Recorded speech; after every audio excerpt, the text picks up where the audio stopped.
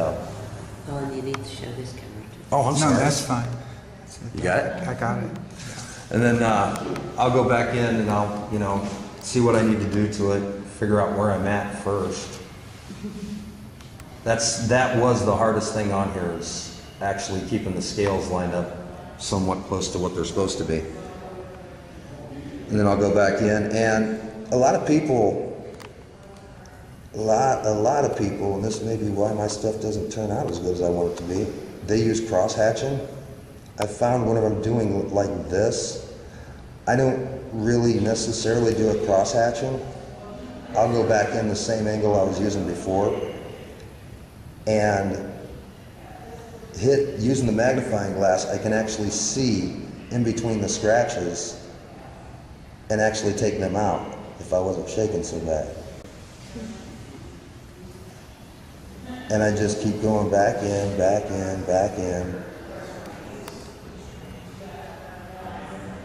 And this might, confirm what some people think of me as being crazy.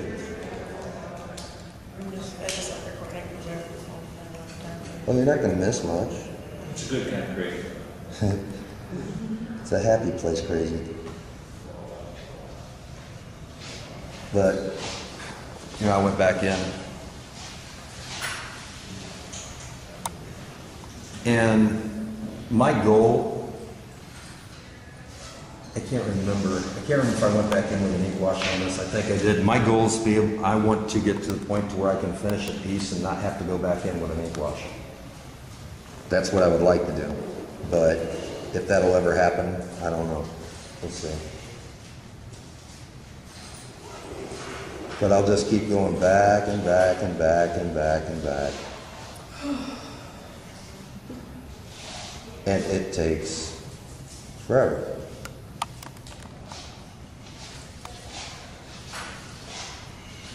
Now, if I knew what I was doing, it probably wouldn't take as long either, though.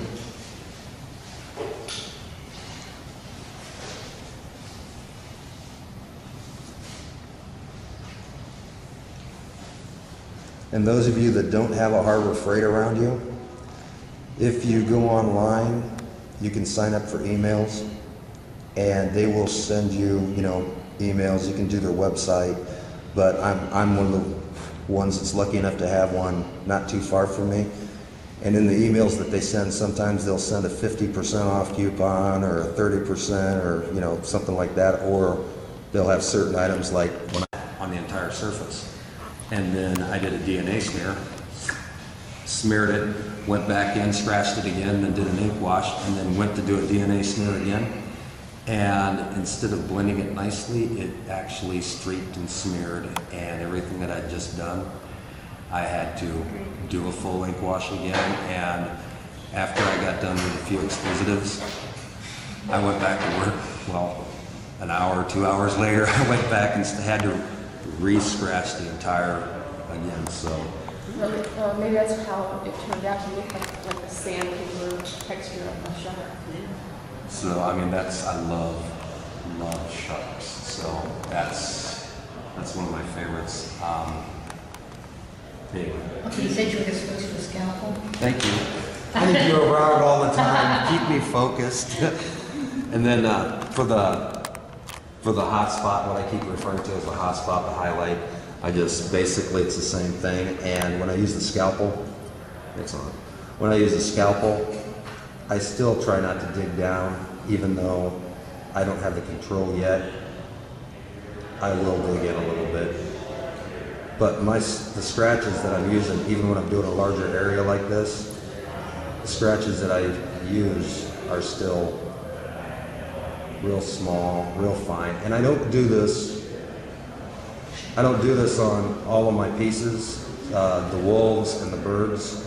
The wolves and the birds, I'm literally going, it may not be that hard, but I'm literally just scraping it and going and going and going and going and going, and I just keep going back.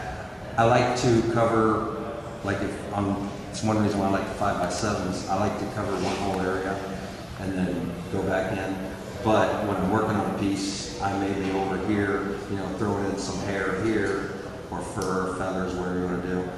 and then I may turn around and it's like, okay, no focus. I'm gonna go over here and, you know, pull the hair off down here.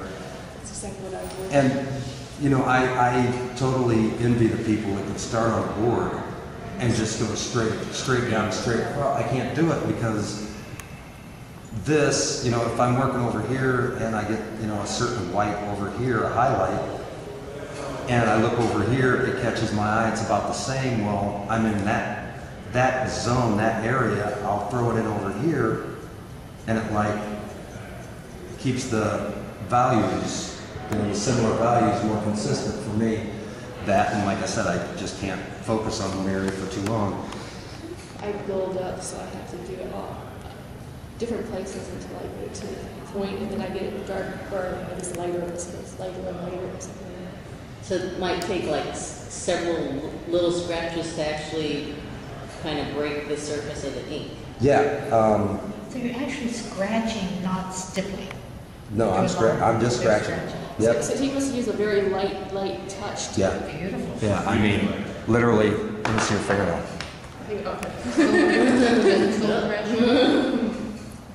I mean, literally. Okay. And that's another reason why, you know, I extend this out so far is, like I said, if I'm over it like this, you've got a more extreme angle that you're going in. And it does work for certain, you know, if you want like a not so smooth, not that it's smooth to begin with, but a not so smooth texture, you can, you know, increase the angle, whereas if I want to create a smoother transition, I found it's more comfortable to actually let it out here. And it's not, I may be moving my fingers and stuff, but it's also, I'm moving the whole, The whole arm. yeah, I mean, Sketch texture or sketch angle of your hand.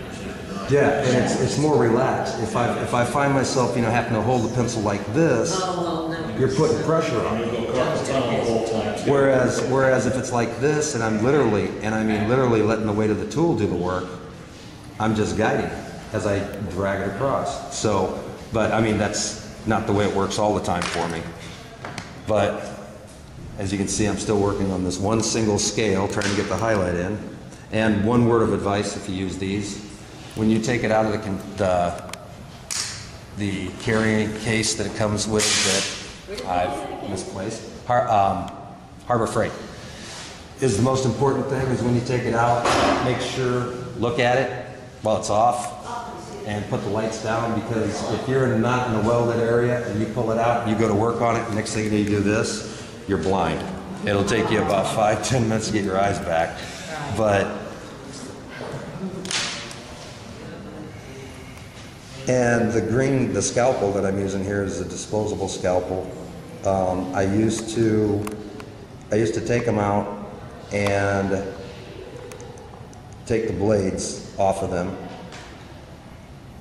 put them in a different knife holder because they flex too much. Yeah. Well, when I get the chance to work on them, sometimes when I'm at work,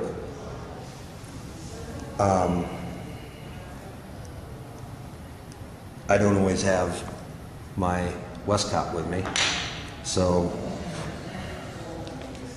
I do have scalpels around me all the time, so it's very easy for me to obtain one, and I've learned to actually use it